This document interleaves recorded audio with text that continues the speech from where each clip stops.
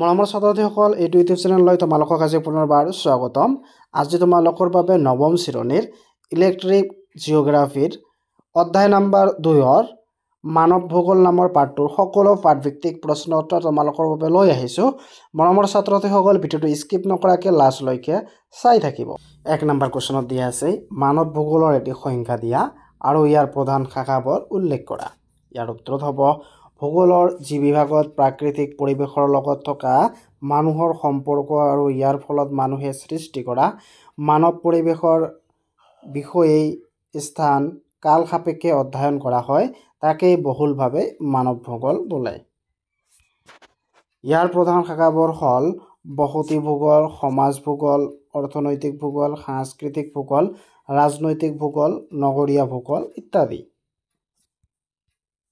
তাৰপিছত 2 নম্বৰ কুৱেশ্যনত দিছে মানৱ ভূগোলৰ বিষয়বস্তু সম্পৰ্কে চমুকৈ লিখা। ইয়াৰ উত্তৰত হ'ব ভূগোলৰ যি বিভাগত প্ৰাকৃতিক পৰিৱেশৰ লগত থকা মানুহৰ সম্পৰ্ক আৰু ইয়াৰ ফলত মানুহে সৃষ্টি কৰা মানৱ পৰিৱেশৰ বিষয়ে স্থান কাল সাপেক্ষে অধ্যয়ন কৰা হয় তাকেই বহুলভাৱে মানৱ ভূগোল বোলে। ভূগোলৰ বিষয়টো এটি অন্যতম প্ৰধান বিভাগ হিচাপে মানৱ ভূগোলৰ বিষয়বস্তুৰ ভিন্নতা আৰু প্ৰসাৰ লক্ষণীয়। সেয়ে ইয়াৰ বহু শাখা প্ৰশাখাই গঢ় লৈ উঠিছে। এইবোৰৰ ভিতৰত বসতি ভূগোল, সমাজ ভূগোল, অৰ্থনৈতিক ভূগোল, স্বাস্থ্য ভূগোল, পৰিকল্পনা ভূগোল আদি অন্যতম। এই সকলোবোৰ শাখা প্ৰশাখাৰ অধ্যয়নকেই মানৱকেন্দ্ৰিক।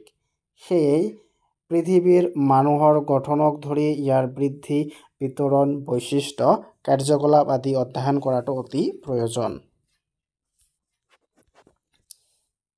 3 নম্বৰ কুৱেশ্যনত দিছে মানৱ জাতি বুলিলেই কি বুজায়? ইয়াৰ উত্তৰত হ'ব প্ৰায় একে দৈহিক গঠন আৰু ছালৰ ৰং বিশিষ্ট এক থোপ মানুহে যেতিয়া সাধাৰণ জন্ম প্ৰক্ৰিয়াৰ জৰিয়তে বংশানুক্ৰমে এনে বৈশিষ্ট্যবোৰ কঢ়িয়ায় তাকেই মানৱ জাতি বোলে। তাৰপিছত 4 নম্বৰ কুৱেশ্যনত দিছে কি ভিত্তিত মানৱ জাতিক বিভাজন কৰা হয় চমুকৈ লিখা। ইয়াৰ উত্তৰত হ'ব পৃথিৱীত বাস কৰা মানুহৰ শ্ৰেণীগতভাৱে ছালৰ ৰং আৰু কিছুমান বিশেষ দৈহিক গঠন যেনে চুলিৰ ধৰণ, উচ্চতা, নাক আৰু মুখৰ পাৰ্থক্য দেখা যায়। এনে পাৰ্থক্যৰ ভিত্তিত কৰিয়েই বহুলভাৱে সমগ্ৰ পৃথিৱীৰ মানুহক প্ৰধানকৈ 3টা মানৱ জাতিক ভাগ কৰা হয়। 1 নম্বৰটো হৈছে ককেচিয়া, 2 নম্বৰ নিগ্ৰইড আৰু 3 নম্বৰটো হৈছে মংগোলীয়।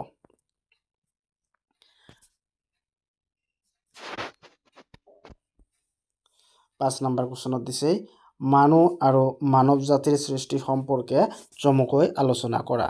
ইয়াৰ উত্তৰত হ'ব মানুহ তথা মানৱ জাতিৰ সৃষ্টি এতিয়াও কিছু পৰিমাণে ৰহস্যময়।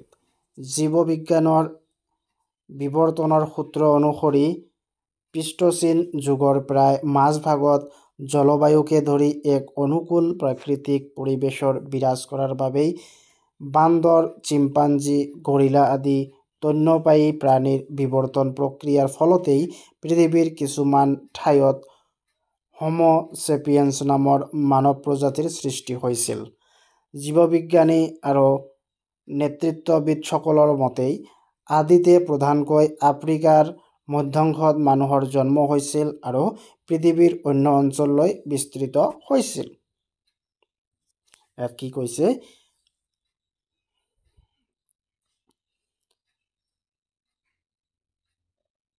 অনুকূল প্ৰাকৃতিক পৰিৱেশত বিৰাজ কৰা বান্দৰ, চিম্পাঞ্জী, গৰিলা আদি স্তন্যপায়ী প্ৰাণীৰ বিৱৰ্তন প্ৰক্ৰিয়াৰ ফলতেই পৃথিৱীৰ কিছুমান ঠাইত হোমো ছেপিয়েন্স নামৰ মানৱ প্ৰাণীৰ সৃষ্টি হৈছিল। জীৱবিজ্ঞানী আৰু নৃতত্ত্ববিদসকলৰ মতে আদিতে প্ৰধানকৈ আফ্ৰিকাৰ মধ্যাংশত মানুহৰ জন্ম হৈছিল আৰু পৃথিৱীৰ অন্যান্য অঞ্চললৈ বিস্তৃত হৈছিল।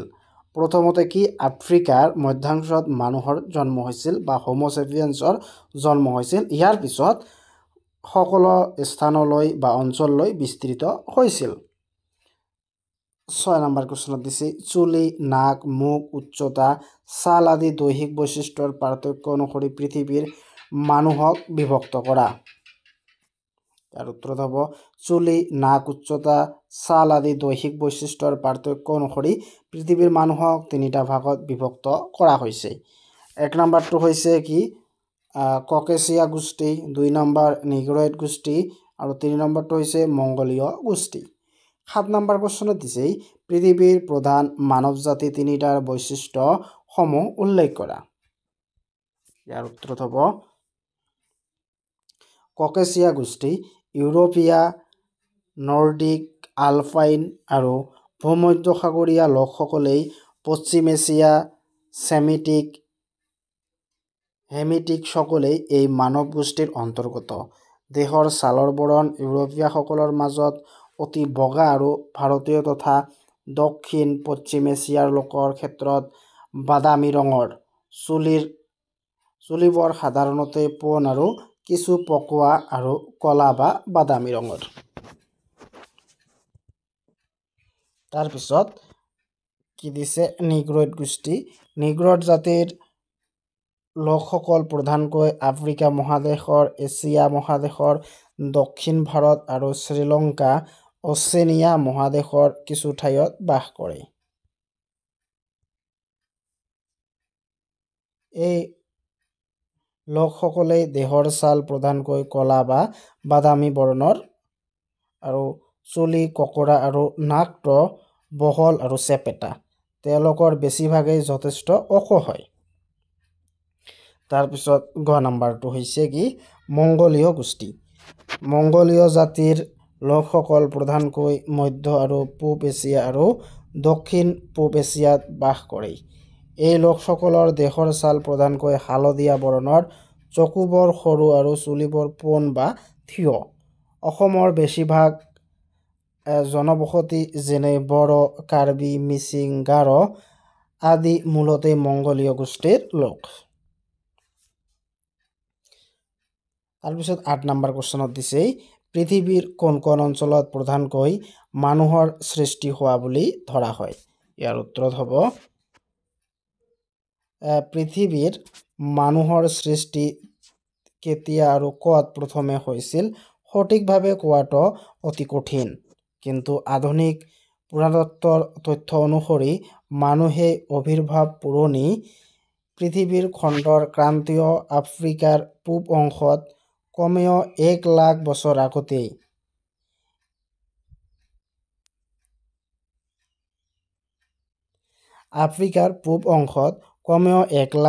আগতেই মানুহৰ কিছু অনুমান পোৱা গৈছিল। সেই সময়ৰ মানুহৰ দৈহিক গঠন তিনিওটা প্ৰধানকৈ মানৱ জাতিৰ সংমিশ্ৰণ ৰূপেই আছিল বুলি ধাৰণা কৰা হয়। এছিয়া মহাদেশক এই ক্ষেত্ৰত বৰ্তমানৰ গৌণ স্থান বুলি ধৰা হয়।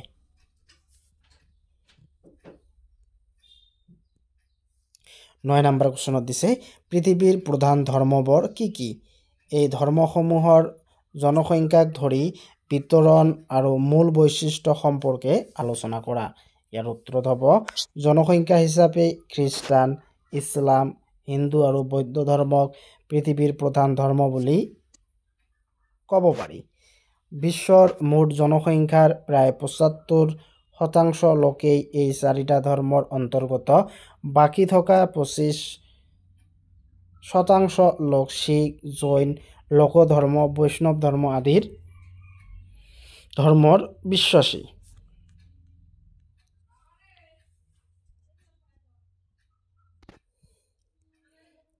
হিন্দু হ'ল সমগ্ৰ পৃথিৱীৰ প্ৰাচীনতম ধৰ্ম। সিন্ধু নদীৰ পূবত অৱস্থিত বিশাল ভাৰতবৰ্ষই হ'ল হিন্দু ধৰ্মৰ জন্মভূমি। হিন্দু ধৰ্ম বহু দেৱ-দেৱীৰ বিশ্বাসৰ ওপৰত প্ৰতিষ্ঠিত। হিন্দু ধৰ্মৰ মূল গ্ৰন্থখন হ'ল বেদ। আজিৰ পৰা প্ৰায় 1400 বছৰ পূৰ্বেই মধ্যপ্ৰাচ্যৰ মৰুভূমি অঞ্চললৈ ইছলাম ধৰ্মৰ জন্ম হৈছিল। চিয়া আৰু সুন্নী হ'ল ইছলাম ধৰ্মাৱলম্বী লোকৰ দুটা প্ৰধান ভাগ। বিশ্বৰ দ্বিতীয় বৃহত্তম ধৰ্ম হ'ল ইছলাম। 2006 বৰ্ষৰ তথ্য মতে ইয়াৰ মুঠ জনসংখ্যা 135 কোটি, অৰ্থাৎ বিশ্বৰ মুঠ জনসংখ্যাৰ প্ৰায় 21%।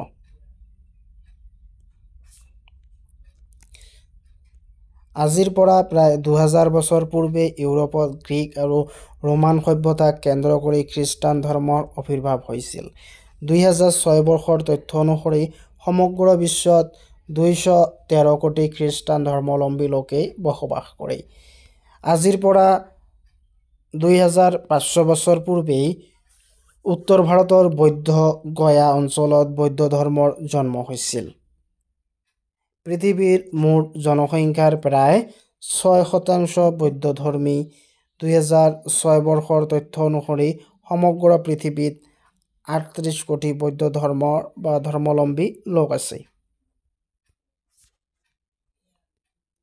10 নম্বৰ কুৱেশ্যনত দিছে ভাৰতবৰ্ষৰ জনসংখ্যাৰ ধৰ গাঁথনি আৰু বিতৰণ সম্পৰ্কে চমুকৈ লিখা। ইয়াৰ উত্তৰত হ'ব পৃথিৱীৰ প্ৰধান ধৰ্মসমূহৰ জন্মভূমি আৰু ইয়াৰ কাষৰীয়া অঞ্চলসমূহ সেই ধৰ্মাৱলম্বী লোকৰ ঘনত্ব যথেষ্ট বেছি, কিন্তু জনপ্ৰব্ৰজনৰ বাবেই পৃথিৱীৰ প্ৰায় সকলো ঠাইতে বিভিন্ন ধৰ্মাৱলম্বী লোক পোৱা যায়।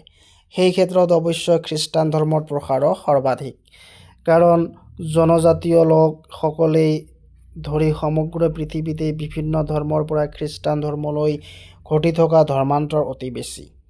পৃথিৱীৰ মুঠ জনসংখ্যাৰ প্ৰায় 1/3 খ্ৰীষ্টান ধৰ্মাৱলম্বী মানুহ পশ্চিম আৰু উত্তৰ দক্ষিণ আমেৰিকাৰ পৰা ইউৰোপ, এছিয়াৰ কিছু অংশ, আফ্ৰিকাৰ দক্ষিণ অংশ আৰু অচেনিয়াত বিস্তৃত। ভাৰতবৰ্ষ এখন যদিও হিন্দু প্ৰধান ৰাষ্ট্ৰ, তথাপি ইয়াত অন্য বিভিন্ন ধৰ্মৰ লোকেও বাস কৰে। অসমখনো বহু ধৰ্মাৱলম্বী লোকৰ বাসভূমি।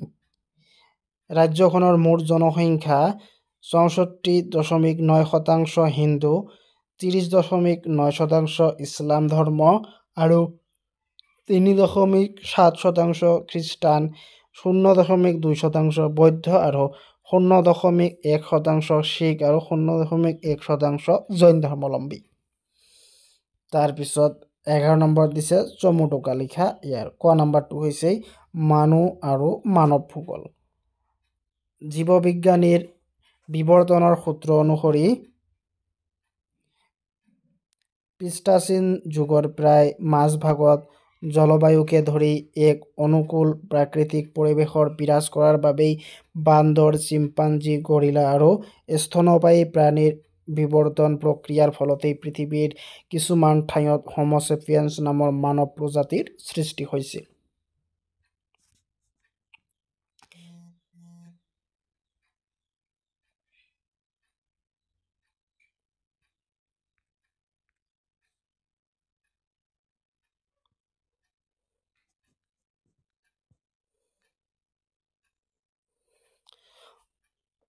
মানুহ আৰু মানৱ ভূগোল। জীৱবিজ্ঞানীৰ বিৱৰ্তন সূত্ৰ অনুসৰি প্লিষ্টাচিন যুগৰ প্ৰায় মাজভাগৰ জলবায়ুকে ধৰি এক অনুকূল প্ৰাকৃতিক পৰিৱেশ বিৰাজ কৰাৰ বাবেই বান্দৰ, চিম্পাঞ্জী, গৰিলা আদি স্তন্যপায়ী প্ৰাণীৰ বিৱৰ্তন প্ৰক্ৰিয়াৰ ফলতেই পৃথিৱীৰ কিছুমান ঠাইত হোমো ছেপিয়েন্স নামৰ মানৱ প্ৰজাতিৰ সৃষ্টি হৈছিল। আনহাতে ভূগোলৰ যি বিভাগত প্ৰাকৃতিক পৰিৱেশৰ লগত থকা মানুহৰ সম্পৰ্ক আৰু ইয়াৰ ফলত মানুহেই সৃষ্টি কৰা মানৱ পৰিৱেশৰ বিষয়ে স্থান-কাল সাপেক্ষে অধ্যয়ন কৰা হয়, তাকেই বহুলভাৱে মানৱ ভূগোল বোলে। খ নম্বৰ দিছে মানৱ জাতি। জীৱবিজ্ঞানী নৃতত্ত্ববিদসকলৰ মতে আদিতেই প্ৰধানকৈ আফ্ৰিকাৰ মধ্যাংশৰ মানুহৰ জন্ম হৈছিল আৰু পৃথিৱীৰ অন্য অঞ্চললৈ বিস্তৃত হৈছিল। পিছলৈ প্ৰাকৃতিক পৰিৱেশৰ পৰিৱৰ্তন আৰু জৈৱ বিৱৰ্তনৰ বাবে পৃথিৱীৰ ভিন ভিন ঠাইত মানুহৰ গাৰ বৰণ, চুলিৰ গঠন আৰু অন্যান্য দৈহিক বৈশিষ্ট্যবোৰৰ যথেষ্ট পাৰ্থক্য পৰিলক্ষিত হৈছিল।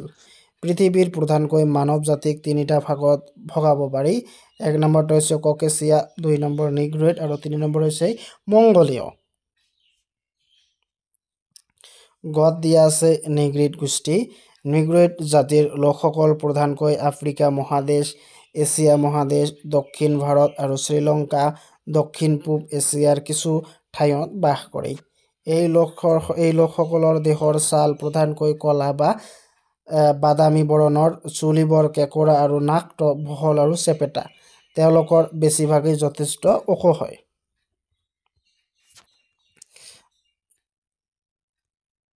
তাৰপিছত ঘ দিছে ধৰ্মীয় গাঁথনি পৃথিৱীৰ বেছিভাগ মানুহে একোটা বিশ্বাসৰ বশৱৰ্তী হৈ পৰিচালিত হয় জীৱন নিৰ্বাহৰ বাবে পৃথিৱীৰ বিভিন্ন ঠাইৰ বা গোটৰ মানুহেই জীৱৰ ধাৰাবন্ধ নিয়মাৱলী আৰু নীতিৰ মাজেৰে পৰিচালিত হয় তাকে সাধাৰণ অৰ্থত ধৰ্ম বোলা হয় পৃথিৱীত বহু ধৰ্মাৱলম্বী লোকে বাস কৰে ইয়াৰ ভিতৰত হিন্দু ইছলাম খ্ৰীষ্টান আদি উল্লেখযোগ্য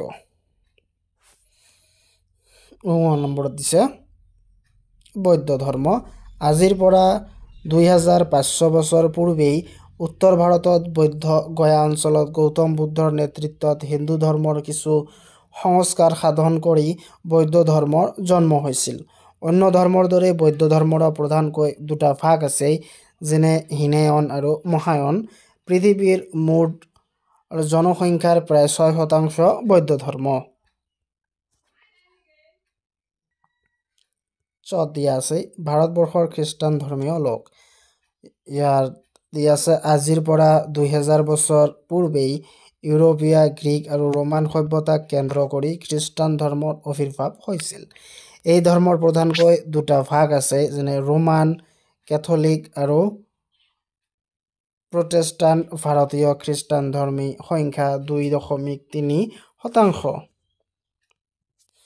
তাৰপিছত 12 নম্বৰত দিছে শুদ্ধ উত্তৰটো বাছি উলিওৱা ইয়াত ক নম্বৰত দিছে পৃথিৱীত মানুহৰ সৃষ্টি কেতিয়া হৈছিল ইয়াৰ অপচন কেইটা দিছে 1 নম্বৰ অপচনটো 5-6 লাখ বছৰ পূৰ্বে 2 নম্বৰ 1-2 লাখ বছৰ পূৰ্বে 3 দিছে 50-60 লাখ বছৰ পূৰ্বে আৰু 4 দিছে 10 পৰা 12 লাখ বছৰ পূৰ্বে ইয়াৰ শুদ্ধ উত্তৰটো হ'ব 1 পৰা 2 লাখ বছৰ পূৰ্বে এটো শুদ্ধ হ'ব তাৰপিছত খ নম্বৰত দিছে জনসংখ্যা হিচাপে পৃথিৱীৰ বৃহত্তম ধৰ্মীয় গোষ্ঠীটো কি ইয়াৰ অপচন কেইটাত কি দিছে 1 ইছলাম ধৰ্ম 2 হিন্দু 3 খ্ৰীষ্টান আৰু 4 হৈছে চীন দেশীয় লোক ধৰ্ম ইয়াৰ শুদ্ধ উত্তৰটো হ'ব 3 খ্ৰীষ্টান ধৰ্ম তাৰপিছত গত দিছে মানুহৰ সৃষ্টি প্ৰথমে কোন মহাদেশত হৈছিল ইয়াৰ অপচনত দিছে কি এছিয়া মহাদেশ 2 আফ্ৰিকা মহাদেশ 3 ইউৰোপ মহাদেশ আৰু 4 ওশেনিয়া মহাদেশ ইয়াৰ শুদ্ধ কি হ'ব আফ্ৰিকা মহাদেশ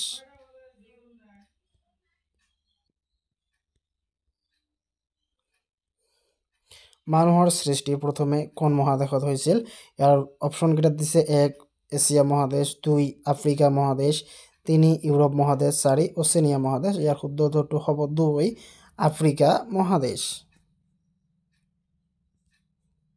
তাৰপিছত ঘত দিছে চীন দেশৰ লোকসকল কোন মানৱ গোষ্ঠীৰ অন্তৰ্গত ইয়াৰ অপচন কেইটা দিছে কেকেচিয়া গোষ্ঠী 2 নম্বৰ অপচন নিগ্ৰোড গোষ্ঠী